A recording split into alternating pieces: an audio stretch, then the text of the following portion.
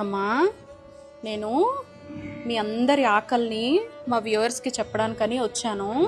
సరేనా? మీ అందరి ఆకలి తీర్చాలి అని మీరు బ్లెస్ చేయండి.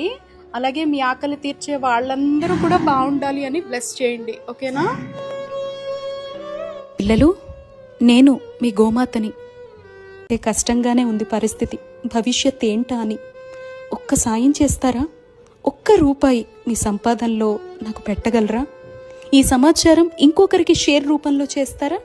అలా మీరంతా సహాయం చేస్తే మేము కడుపు నిండా తింటాం.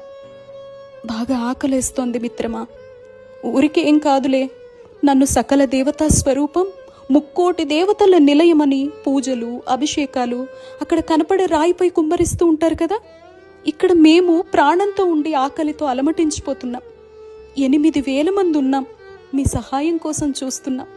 అలా చేస్తే మీ